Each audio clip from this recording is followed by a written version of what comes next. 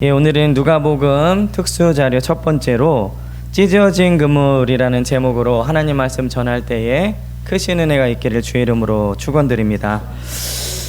비대면 성경 공부 시간에도 설명한 바가 있지만 신약 성경은 복음서, 역사서, 서신서, 예언서로 구성이 되어 있습니다.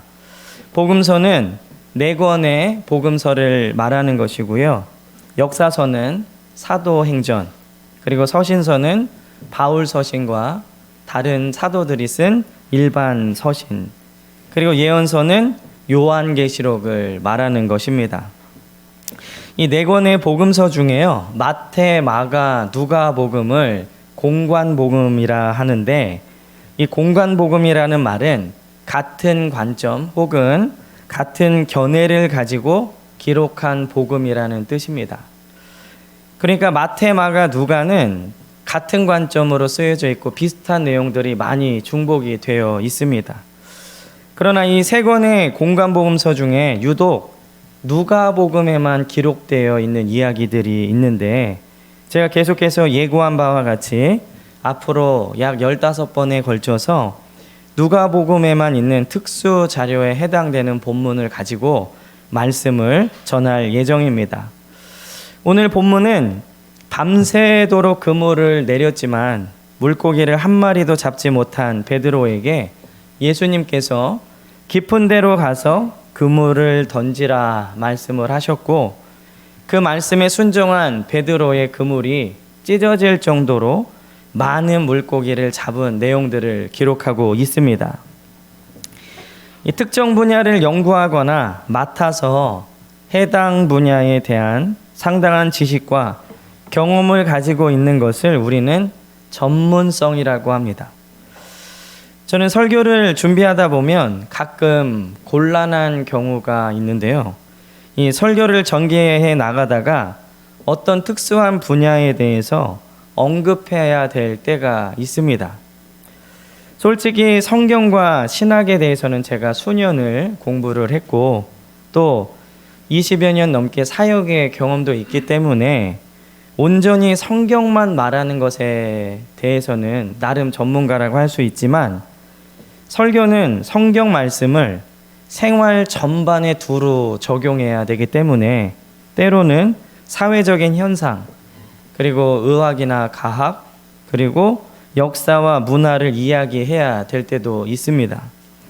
그런데 제 전공 분야가 아닌 다른 분야에 대해서 이야기함에 있어서 전문가나 전공자가 있으면 큰 부담이 되는 것은 사실입니다.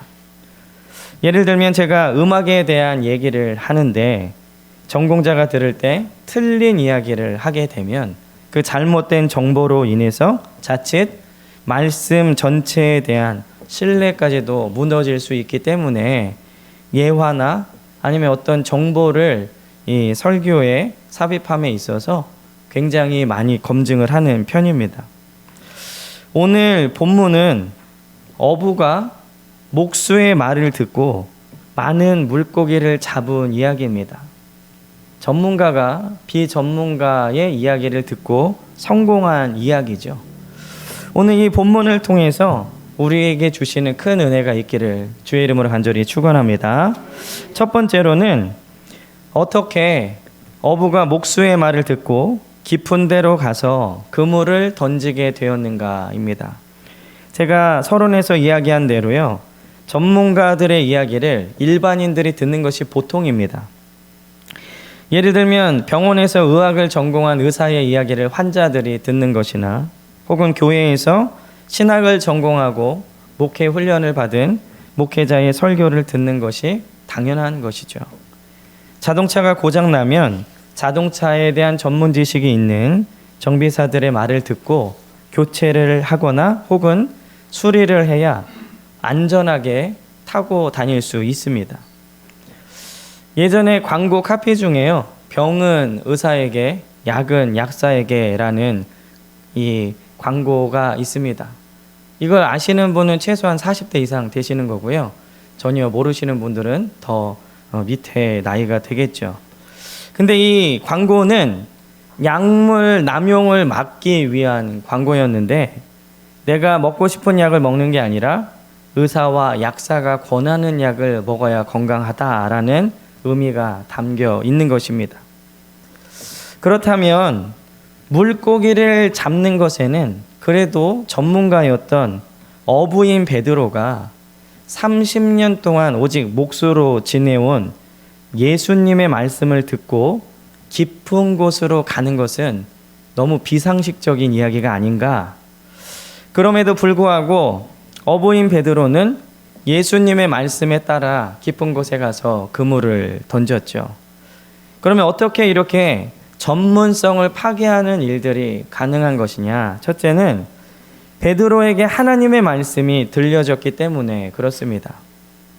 오늘 3절에 보면요, 예수께서 한 배에 오르시니 그 배는 시몬의 배라. 육지에서 조금 떼기를 청하시고 앉으사 배에서 무리를 가르치시더니, 이 베드로의 배에 예수님께서 오르셨는데 그때에 예수님께서 말씀을 전하셨습니다. 베드로는 그때 전하시는 말씀을 듣게 된 것이죠. 전문성은 전문적인 일은 해낼지 모르지만 기적은 만들 수 없습니다. 전문성은 사람에 의해 주어지는 것이지만 말씀은 하나님으로부터 나오는 것이죠. 전문적인 직업과 지식을 갖는 것 굉장히 중요합니다. 그러나 하나님의 말씀에 의해 정확한 장소에 그물을 내리는 것은 더욱 중요한 것이죠. 아무리 전문가라고 해도 인간적인 한계로 인해서 실패할 수 있습니다. 즉, 의사라고 모든 병을 고칠 수 있는 것은 아니고, 또 기술이 있다고 해서 모든 것을 다 고칠 수 있는 것은 아니라는 겁니다. 그러나 하나님의 말씀은 그럴 확률이 전혀 없다는 것이죠. 문제는 우리가 하나님의 말씀보다 전문성을 더 신뢰한다는 것에 있습니다. 사실은 심한 경우에는 하나님의 말씀보다 아침마당에 나와서 말하는 의사나 전문가들의 얘기를 더 신뢰하는 경우도 있다는 것이죠. 성경과 과학이 대체하는 상황이라면 우리는 어느 것을 더 신뢰해야 하는가? 말씀과 전문가의 경험 중에서, 혹은 기도와 이 성공한 사람의 도움 중에서 우리는 어떤 것을 더 신뢰해야 하는가 늘 생각해 보아야 합니다. 말씀이 들려졌을 때에 베드로의 마음을 한번 생각해 보시기 바랍니다. 베드로는 오늘 이 물가에 대해서 잘 알고 있는 사람이에요. 여기서 평생 이 물고기를 잡으면서 먹고 살았던 사람입니다. 누구보다도 물길을 잘 알고 어떤 물고기들이 어디에 있는지 다 잘 아는 사람이죠.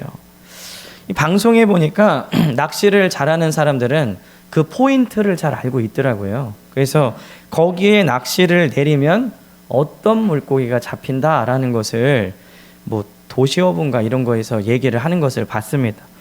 물론 저는 제 성향상 낚시를 좋아하지 않습니다. 이렇게 가만히 앉아서 그 낚싯대만 바라보고 있는 거를 잘 견디질 못해요. 약간 활동적인 성격이기 때문에.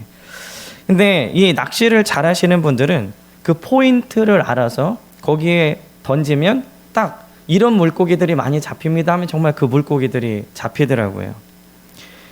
그만큼 그 물에 대해서, 그리고 어떤 물고기가 어디에 많은지에 대해서 나름 잘 알고 있는 사람이 바로 베드로죠. 근데 이 물고기를 잡은 경험도 많은 베드로에게 이 깊은 데로 가서 그물을 던지라 라고 말하는 목수의 이야기를 들었을 때에 마음이 얼마나 복잡하겠는가. 우리도 이렇게 말씀이 들려졌을 때 베드로처럼 복잡할 수 있습니다. 예를 들면 하나님께서 우리가 하기 좀 힘든 어떠한 일들에 순종하라 라는 말씀이 들려졌을 때 우리의 마음은 복잡해지죠. 이거를 해야 되나 말아야 되나. 계산적으로나 과학적으로는 맞지 않는 것 같은데 왜 나에게 이런 감동을 주실까? 그러나 결론부터 말씀드리면 그러한 복잡한 마음 가운데 하나님 말씀에 순종하면 오늘 베드로처럼 그물이 찢어질 정도의 물고기를 잡게 될 줄 믿습니다. 결론은 우리가 계산적으로 맞지 않고 마음에 이렇게 복잡한 마음이 들지라도 하나님 말씀에 순종하면 성공하게 된다는 것이죠. 복잡한 마음이 드는 것은 결코 죄가 아닙니다. 어느 누구라도요, 이 평생 동안 내가 물고기를 잡아온 데에서 더 깊은 데로 가라라는 그 말을 목수가하면 마음이 복잡하게 돼 있어요. 누구도 하나님 말씀에 부담되는 명령을 내리시면 순종하기에 어려운 마음을 갖습니다. 그러나 그 어려운 마음은 결코 죄가 아닙니다.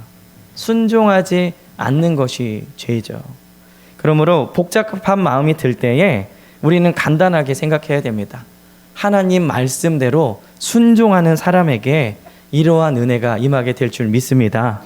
또 두 번째로 어떻게 이렇게 전문성을 파괴하는 일들이 가능한 것이냐? 두 번째로는 베드로에게 소망이 끊어졌기 때문에 그렇습니다. 오늘 2절에 보면요, 호숫가에 배 두 척이 있는 것을 보시니 어부들은 배에서 나와 그물을 씻는지라. 지금 밤새도록 그물을 내려봤지만 아무것도 잡지 못했습니다. 아무것도 잡지 못한 바로 그때에 베드로에게 말씀이 들려집니다. 근데 만약 베드로가요, 자신의 힘으로 많은 물고기를 잡았다면 오늘 이 말씀을 들었겠는가? 그 물고기를 뭐 팔든지 정리하든지 뭐 하느냐고 바빠서 예수님께 배를 내어드릴 시간이 없었을 겁니다. 그리고 또 그런 베드로에게, 한가득 물고기를 잡은 베드로에게 과연 이런 기적이 필요했겠는가? 먹고 살만한데 그물이 찢어질 만큼 물고기를 잡아주시는 예수님의 기적은 필요 없다는 것이죠. 오늘 본문을 통해서 우리가 알 수 있는 것은 하나님의 기적은 절망의 끝에서 나타날 때가 많이 있다는 겁니다. 홍해를 이 앞에 두고 뒤에는 애굽의 군대가 쫓아오는 바로 그 상황 속에서 홍해는 갈라지게 되어 있습니다. 만약 옆에 다른 길이 있었다면 이스라엘은 홍해의 기적을 경험하지 못하고 그 옆길로 도망쳤겠죠. 그러므로 때로는 고난이, 그리고 때로는 절망이, 그리고 때로는 밤새도록 수고했지만 한 마리 고기도 잡지 못하고 허탈한 마음으로 그물을 씻고 있을 때 예수님의 기적이 나타나는 줄 믿습니다. 저는 목회를 하다 보면요, 하나님께서 왜 그 사랑하는 자녀들에게 고난을 허락하시는가 의문이 들 때가 있습니다. 그러나 그 절망과 슬픔의 나락에서 보이시는 하나님의 기적을 볼 때마다 우리는 믿음을 저버리지 않게 되는 것이죠. 혹시 오늘 절망과 고난, 그리고 슬픔과 낭망 속에 있는 성도들이 계시다면 오늘 베드로처럼 하나님의 말씀을 들을 수 있는 절호의 시간이기도 합니다. 우리도 이 베드로처럼 세상적인 소망을 다 버릴 때 하나님의 말씀이 들려지는 줄 믿습니다. 이 세상의 소망을 버리라는 건 허무주의에 빠지거나 내가 지금 살고 있는 모든 것을 포기해 버리라는 말이 아니라 세상에 소망을 두지 말고 세상에서 열심히 살되 하나님의 말씀에 소망을 두라라는 이야기입니다. 우리는 세상에서 살되 하나님 나라에 소망을 두는 사람이 되어야 될 줄 믿습니다. 그럴 때 우리는 하나님의 기적을 경험할 수 있게 되는 것이죠. 오늘 코로나로 인해 피곤하고 힘들고 전 뉴스를 볼 때 막 몇백 명씩 늘어나고요. 또 방역 단계가 더 상향돼서 제일 먼저 보는 게 종교시설 어떻게 되나 이거 먼저 보게 되더라고요. 또 못 모이게 되는 거 아니야? 이대로 얼마나 더 갈까? 백신은 나왔다는데 언제부터 사람과 사람 사이에 온전하게 안전하게 만날 수 있는가? 이런 막 복잡한 마음이 들 때에도 이런 절망과 슬픔 속에서도 하나님의 기적은 일어난다는 이 오늘 본문을 묵상하면서 오늘 우리 사랑하는 성도님들도 그러한 믿음으로 승리하시기를 주의 이름으로 간절히 축원합니다. 두 번째로는 그렇다면 베드로는 어떻게 그물이 찢어질 정도로 많은 물고기를 잡았는가입니다. 첫 번째 말씀은요, 어떻게 어부가 목수의 말을 듣고 깊은 곳까지 물고기를 잡으러 갔는가였다면, 두 번째로는 거기에 갔는데 어떻게 그물이 찢어질 정도로 많은 물고기를 잡았는가입니다. 그물을 내린다고 해서 다 많은 물고기를 잡는 것은 아니죠. 오늘 어부인 베드로가 목수이신 예수님의 말씀을 듣고 깊은 곳으로 갔습니다. 그리고 그물을 내렸더니 오늘 말씀처럼 찢어질 정도로 많은 물고기를 잡았습니다. 물고기를 잡는 데 있어서 전문가인 베드로도요, 아마 이렇게 많은 물고기를 한 번에 잡아본 경험은 없을 겁니다. 그렇다면 베드로는 어떻게 이렇게 많은 물고기를 잡게 되었는가? 첫 번째는 시몬의 배에 예수님이 오르셨기 때문입니다. 오늘 3절에 보면요, 예수님이 배에 오르셨다라고 기록을 하고 있죠. 변한 건 없습니다. 그물을 내린 어부도 그대로고요, 그물을 내렸던 바다도 그대로고, 그들이 탔던 배도 그대로입니다. 변한 것은 단지 예수님께서 그 배에 오르셨다는 사실 한 가지뿐입니다. 그러나 결과는 완전히 다르게 되었죠. 예수님이 없던 배는 밤새도록 그물을 내려도 한 마리 고기도 잡지 못했지만, 예수님께서 오르신 배는요, 깊은 데로 가기만 했는데 많은 물고기를 잡게 되었다는 것입니다. 마찬가지로요, 우리 인생이라는 배에 누구를 태워야 되는가? 이게 굉장히 중요한 것입니다. 물론 그 배에 가족을 태워야 됩니다. 그리고 항해 중에 먹을 양식도 실어야 합니다. 그리고 항해 중에 쓸 돈도 실어야 되죠. 그러나 이런 것들은 넉넉하게 실었지만 그 배에 예수님이 승선하지 않으시면 아무 소용이 없는 것입니다. 예수님께서 내 인생의 배에 타셔야, 그리고 그분이 인생의 배의 키를 잡으셔야 우리는 올바른 고기 잡는 곳으로, 그 포인트로 갈 수 있다는 것이죠. 그럴 때에 어부로서의 지식과 경험보다 더 많은 물고기를 잡을 수 있는 기적을 경험하게 될 줄 믿습니다. 여러분들의 인생의 배에 예수님을 꼭 태우시길 주의 이름으로 축원합니다. 또 베드로는 어떻게 이렇게 많은 물고기를 잡게 되었는가? 두 번째로는 베드로는 어부로서의 권위를 버렸기 때문에 물고기를 잡을 수 있었습니다. 베드로는 어부로서의 권위를 버리고 목수의 이야기를 들었죠. 사실 이것은 쉬운 일이 아닙니다. 평생 해온 일에 대한 지식과 경험을 내려놓는 것은 누구에게나 쉬운 일은 아닙니다. 그래서요, 전문가나 학자들끼리 서로 의견의 다툼도 일어나는 것이고, 또 많이 그 분야에서 전문적인 일을 할수록 남의 얘기를 듣기가 쉽지 않습니다. 그러나 이것은 하나님 앞에 나를 내려놓는 것이지 전문적인 기술이나 지식을 내려놓는 것은 아니죠. 내 자아가 하나님 앞에 깨어지지 않으면 우리는 하나님 말씀에 순종할 수 없다는 것입니다.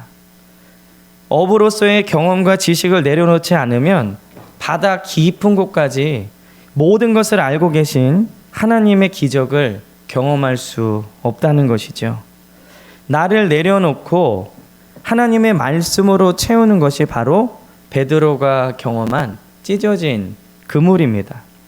쉬운 예로요, 저는 사실 이 교회에서 반주하시는 분들에게 늘 감사함을 느낍니다. 왜냐하면 보통 전공하신 분들이 반주를 하시잖아요. 그러면 음악적으로 많이 알고 계실 텐데, 뭐 제가 찬양 인도를 해도 제가 무슨 음악을 전공한 것도 아니고 기껏해야 기타 좀 치는 건데, 얼마나 뭐 콩나물 그거 많이 틀리고 많이 들을 때 형편이 없겠습니까? 그럼에도 불구하고요, 그냥 찬양 인도하는데 또 찬양 부르는데 맞춰주는 거죠. 이런 것들이 사실 제가 그 학교 다닐 때 음대생들을 많이 만났는데, 예수님 안 믿는 사람들은 절대 이렇게 하지 않습니다. 자기의 음악적인 프라이드가 있기 때문에 맞춰주는 게 아니라 나를 고쳐서 자기의 수준에 올리려고 하죠. 근데 그게 안 되죠. 음악을 전공하지도 않고 음악적인 재능이 그런 사람들만큼 있지 않은데, 그러나 예수 믿는 사람들은 이 교회 안에서 맞춰준다는 거죠. 인도하는 사람이 형편없을지라도 그 찬양이 은혜가 되도록, 이런 것들이 나를 내려놓는 겁니다. 내 고집을 부리는 게 아니라 하나님의 말씀에 순종하는 것이죠. 나를 내려놓고 하나님의 말씀으로 채우면 어부가 경험할 수 있는 것보다도 훨씬 큰 하나님의 은혜를 경험하게 되는 줄 믿습니다. 또 베드로는 어떻게 이렇게 많은 물고기를 잡게 되었는가? 세 번째 이유는 베드로는 권위를 버렸을 뿐만 아니라 순종으로 나아갔습니다. 베드로는 밤새도록 수고했지만 결국 아무것도 잡지 못한 그 바다보다 더 깊은 곳으로 나아가라는 말씀을 들었습니다. 그 지금 베드로의 상황이 어떠하죠? 2절에 보면요, 호숫가에 배 두 척 있는 것을 보시니 어부들은 배에서 나와서 그물을 씻는지라. 여기 혹시 이 물고기를 잡아 보신 적 있으신가요? 이렇게 낚싯대 말고 그물로 잡아 보신 적 있으신가요? 저는 뭐 이렇게 보시면 아시겠지만 서울에서 태어나서 늘 차도남으로 살아왔기 때문에 그물을 던져본 적이 없습니다. 근데 이 그물을 던지신 분들의 얘기를 좀 들어보면 이 그물을 씻는다라는 얘기는 모든 것을 다 마치고 난 다음에 하는 일이죠. 그래서 이 어부들이 그물을 내리고 올려서 첫 번째 하는 일이 물고기를 떼어내고 그 다음에 그물을 씻은 다음에 그물을 깁습니다. 그렇지 않으면 그 그물을 다음번에는 절대로 쓸 수 없다라는 이야기를 들었습니다. 그렇게 본다면 지금 베드로는 어떤 상황이냐면 모든 것을 마치고 이제 집으로 가려고 하는 시점이에요. 그물을 씻는다는 것이. 이 그물을 씻는다는 것은 마무리하고 집에 들어가서 쉬어야 되는 시간이 됐다는 얘기죠. 밤새도록 일해서 몸은 피곤합니다. 그리고 심지어 깊은 데로 가서 그물을 다시 내리라고 말하는 사람이 어부도 아니고 목수라는 것이죠. 그러나 베드로는 이 말씀에 순종해서 깊은 데로 갔습니다. 이렇게 순종은 모든 것을 마무리하고 쉬고 싶을 때에 나한테 요구되기도 한다는 것이죠. 그물을 씻고 들어가서 자기만 하면 되는 그때에 피곤하고 지치고 좌절하고 있을 때 지금보다 더 깊은 곳, 아까 갔던 것보다 더 멀리, 그래서 지금보다 더 피곤하고 어렵고 더 깊이 그물을 내려야 되는 수고를 해야 되는 요구에 베드로처럼 그곳에 가는 것이 바로 순종이라는 겁니다. 저는 이 본문을 준비하면서요, 예전에 있었던 일이 생각납니다. 이 주일이면 이제 머리를 모범생처럼 하기 위해서 이렇게 뭘 바르잖아요. 저는. 근데 이제 너무 이게 머리가 무겁고 간지럽고 그래서 사역이 다 끝나면 집에 가자마자 머리부터 감거든요. 머리를 다 감고 이제 딱 편안한 옷차림으로 갈아입었는데 예전에 부교육자 할 때 다시 나오라는 연락이 온 거예요. 이거를 다시 왁스를 발라야 되나, 머리를 다시 팔대의 가르마로 갈라야 되나, 다시 양복을 입어야 되나, 이미 와이셔츠는 빨래통에 넣어놨는데 다시 끄집어 입어야, 막 온갖 생각이 다 나면서 가면서 이제 교회에 갔죠. 그리고 그 맡겨진 일들을 하면서 기쁨으로 했겠습니까? 투덜거리면서 했겠습니까? 저를 너무 잘 알고 계시네요. 목사니까 분명히 찬양하면서 했을 거야, 그렇게 상상하시면 굉장히 은혜스러우신 거고요. 근데 전 그러지 못했어요. 아유, 다 씻었는데 이거 왜 또 불러, 아까 시키지, 막 그러면서 어쨌든 일을 했어요. 그럼에도 불구하고, 그런 복잡한 마음에도 불구하고 순종을 한 것이죠. 물론 저는 위치가 거절할 수 있는 위치는 아니었습니다. 해야 되는 위치였죠. 그러나 베드로는 이제 그물을 씻고요, 집에 들어가서 밤새도록 던졌던 그 피로를 풀기 위해 가야 되는 그 시간인데 예수님이 아까 간 곳보다 더 깊은 곳에 가서 그물을 더 깊이 던지라는 겁니다. 얼마나 귀찮고 피곤하고 성가신 일이에요. 그러나 베드로는 그렇게 순종했기 때문에 그물이 찢어질 정도의 그물을 물고기를 잡게 된 줄 믿습니다. 우리는 우리의 순종이 편하거나 또는 시간과 물질과 건강이 남을 때에만 하는 것이 되지 않도록 주의해야 합니다. 비록 그물을 다 씻고 쉬려고 한 바로 그 시간, 피곤하고 귀찮은 시간이라도 베드로처럼 순종하는 사람이 주님께서 예비하신 오늘 이 특별한 은혜를 경험하게 되는 줄 믿습니다. 피곤하고 지치고 귀찮은 상황에서도 하나님 말씀이면 순종하고 나아가시는 우리 귀한 베델교회 성도님들 되시길 주의 이름으로 축원합니다. 마지막으로는요, 찢어진 그물을 경험한 후에입니다. 밤새도록 고생해도 고기를 못 잡은 베드로가 하나님 말씀에 순종하고 이 기적을 경험한 후에 그는 어떻게 되었는가? 첫째는 주님에 대한 호칭이 바뀌었습니다. 오늘 5절에 보면요, 베드로는 예수님을 선생님이라고 부르고 있습니다. 5절에 보니까 시몬이 대답하여 이르되 선생님 이렇게 부르고 있죠. 그러나 찢어진 그물을 경험한 후에 베드로는요, 8절에 주님이라고 부르고 있습니다. 베드로의 예수님에 대한 인식은 많은 인기를 받고 있는 랍비 중에 한 분이구나 이렇게 생각해서 선생님이라고 말을 했지만, 이 기적을 경험한 후에는 주님을 구주로 이렇게 부르게 되었다는 것입니다. 이렇게 말씀의 순종으로 하나님의 능력을 경험하게 되면요, 머리로만 알았던 주님을 인생의 진정한 주인으로 모실 수 있게 되는 것입니다. 내 마음대로 살았던 내 삶의 보좌를 하나님께 내어드리게 된다는 것이죠. 그리고 이런 기적을 경험한 후에 베드로는 자신의 죄를 고백하고 있습니다. 오늘 8절에 보면은 이렇게 얘기하고 있죠. 시몬 베드로가 이를 보고 예수의 무릎 아래에 엎드려 이르되 주여 나를 떠나소서 나는 죄인으로소이다. 죄의 고백, 회개는 언제 이루어지냐면요, 내 자신을 올바로 볼 때에 이루어집니다. 베드로는 예수님을 만난 후에 자신의 진짜 모습을 보게 되었습니다. 그것은 실력 있는 어부가 아닌 죄악된 자신의 모습이었죠. 그래서 그는 주님 앞에 무릎을 꿇을 수밖에 없었습니다. 만선이 된 기쁨보다 주님 앞에 선 두려움이 더 컸던 것이죠. 나는 실력 있는 어부가 아니라 주님 앞에 서보니 나는 죄인이구나. 내 자신을 비로소 올바로 볼 수 있게 된 것입니다. 우리도 주님을 제대로 만나면 내 자신을 제대로 볼 수 있죠. 너무 과장되게 혹은 너무 열등하게 보지 않습니다. 있는 그대로의 나를 볼 수 있게 되고 있는 그대로의 나를 주님 앞에 드릴 수 있게 되는 것이죠. 그리고 또 이 찢어진 그물을 경험한 후에 베드로의 세 번째는 주변 사람에게도 은혜를 나눌 수 있게 됐습니다. 오늘 우리가 볼 때 찢어질 정도 많은 물고기 때문에 같이 일하던 세베대의 아들 야고보와 요한도 불렀죠. 나눴습니다. 물고기를 나눴는데도 배가 가라앉을 만큼 물고기가 넘쳐났다는 것이죠. 저는 하나님의 이 부어주심은 바로 이런 것이라고 생각합니다. 나눠도 가라앉을 만큼 물고기가 차고 넘치는 은혜. 아무리 전문가라도 아무리 능력이 있어도 이런 기적은 일어날 수 없어요. 나눌수록 넘쳐나는 것. 그게 바로 오병이어의 기적 아닙니까? 물고기 2마리와 보리떡 5개로 나누니까 남잖아요.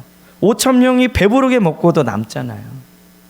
저는 이 본문을 보면서 우리가 이렇게 어려운 상황 중에서도 우리가 후원하는 개척교회와 선교사님들에 대한 후원을 끊지 않고, 그리고 명절이나 절기가 되면 그들에게 많은 액수는 아니지만 임대료 또 혹은 선물 이런 것들을 보내면서 그들을 격려했죠.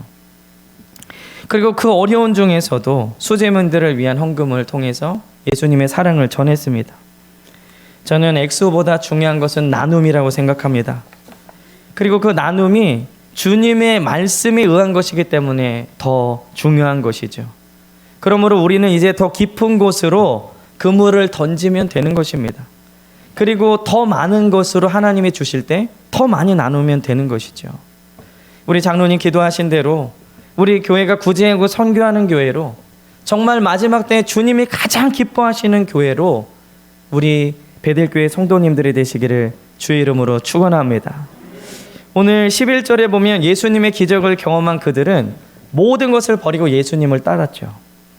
어부에게 그물을 버린다는 것은 삶을 포기한다는 겁니다. 하지만 주님을 만난 어부는 내가 진정 들어야 될 그물이 무엇인가, 그리고 내가 정말 잡아야 할 물고기는 무엇인가를 정확하게 압니다. 즉 인생의 방향을 수정하고 올바르게 나아간다는 것이죠.